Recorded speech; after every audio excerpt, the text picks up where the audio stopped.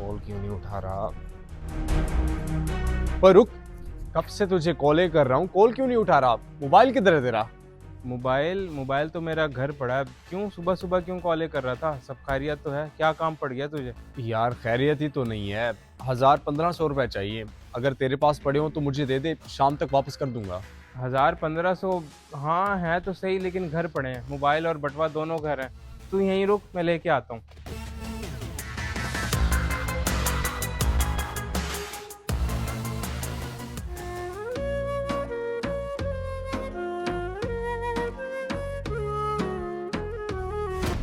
अब्बा जी, मेरे बटवे से पैसे आपने उठाए हैं? कम से कम मुझसे तो पूछ लेते। ये तो कोई तरीका नहीं है कि मेरे बटवे से पैसे उठा लिए और मुझे बताया भी नहीं है। ओ बेटा, खैर तो है तुझे। जरा सोच समझ के बोल, मैं बाप हूँ तेरा। मैं क्यों उठाऊंगा तेरे पैसे? आपने नहीं उठाए तो फिर कहाँ गए पैसे? इस घर में आपके और मेरे अलावा और रहता कौन है? देखिए, मुझे साफ साफ बता दें अगर आपने उठाए हैं तो पैसे। परेशान ना करें मुझे। तू कहना क्या चाहता है? चोर हूं मैं तेरे पैसे चुरा के तुझसे झूठ बोल रहा हूँ? मैंने तो नहीं कहा कि आप चोर हैं, खुद ही कह रहे हैं, तो फिर की होगी चोरी? वैसे भी आप काम तो कुछ करते हैं नहीं, अपनी जरूरतें पूरी करने के लिए ये सब तो करना ही पड़ेगा आपको। शाबाश बेटा, शाबाश। ये दिन देखने के लिए मैंने तुझे पाल पोस के इतना बड़ा किया था। तेरी माँ के मरने के बाद मैंने दूसरी शादी नहीं की कि कहीं तेरी परवरिश में कोई कमी ना रह जाए, सुतेली माँ तुझ पे जुल्म ना करे। और तू अब ये इल्जाम मुझ पे ना डालें। कोई रिश्ता नहीं मिला होगा, इस वजह से दूसरी शादी नहीं की आपने। ये पैसे भी रखें अपने पास।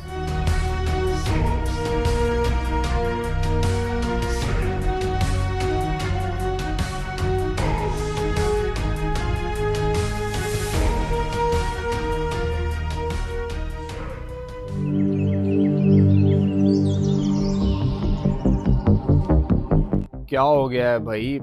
मैंने तुझसे 1000-1500 रुपए मांगे थे, तू घर गया, वापस आया, यहाँ खामोश होके बैठ गया है। अब बता भी सही, पैसे दे रहा है कि नहीं दे रहा? बोल भी सही, मैं तेरे इंतजार में ठहरा हूँ। किन परेशानियों में घूम है तू? यार मैं तो अब्बा जी से तंग आ गया हूँ। रोज कोई ना कोई कारनामा सर अंजाम दे देते हैं, और अगर बात करो तो इमोशनल ड्रामा शुरू कर देते हैं। अब क्या कर दिया है उन्होंने जो तू इतना तपा हुआ है? कुछ बता तो सही। मेरे बटवे से पैसे निकाल लिए। मैंने सिर्फ पूछा कि अब्बा जी, मेरे बटवे से आपने पैसे निकाले? आगे से शुरू हो गया कि मैं तुझे चोर नजर आता हूँ और पता नहीं क्या कुछ।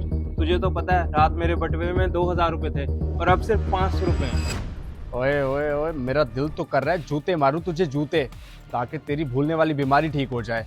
1500 रुपए रात को स्नोकर पे कौन आ रहा था, मैं या तू? ओ शिट यार, शिट।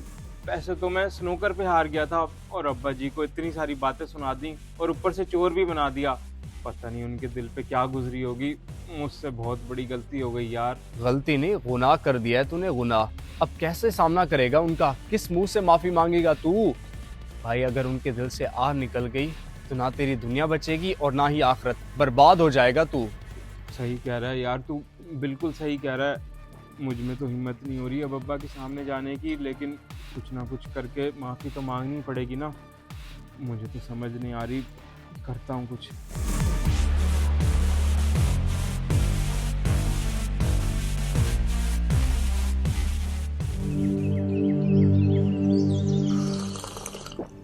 वाह कुरैशी साहब वाह, आपके हाथ की बनाई हुई चाय का कोई मुकाबला ही नहीं है। मज़ा आ गया।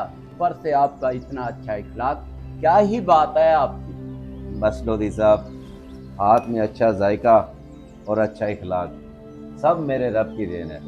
इसमें मेरा कोई कमाल नहीं है। और वैसे भी आपकी मोहब्बत में चाय अच्छी बन जाती है मुझसे। आपका यही अंदाज बंदे का दिल जीत लेता है, और आपका खलूस बंदे को आपका दीवाना बना देता है। क्या बात है आपकी। और सुनाए, आपका बेटा आपका ख्याल रख रहा है ना?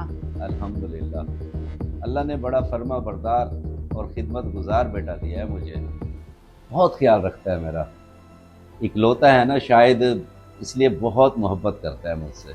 ये तो बहुत अच्छी बात है। ऐसा बेटा तो सबका होना चाहिए। वैसे वो इकलौता ना रहता, अगर आप भाभी के मरने के बाद दूसरी शादी कर लेते तो रिश्तों की कमी तो नहीं थी आपको। लोधी साहब, छोड़े पुरानी बातों को। अब इन बातों में क्या रखा है? अब तो बस मेरा बेटा ही मेरे लिए सब कुछ है। मेरा बेटा ही तो मेरी जिंदगी है। बहुत बड़ी कुर्बानी दी है आपने अपने बेटे की खातिर। दूसरी शादी इसलिए नहीं की कहीं सुतेली माँ आकर आपके बेटे को तंग न करे। औलाद की खातिर अगर माँ बाप को अपनी खुशियाँ भी कुर्बान करनी पड़ जाएं तो ये सौदा महंगा नहीं होता लोधी साहब। मेरी हर खुशी मेरे बेटे की खुशी में ही है। माँ बाप दोनों का प्यार दिया है आपने उसे, आपकी कदर करना और आपकी खिदमत करना उसका फर्ज बनता है। अच्छा अब मैं चलता हूँ।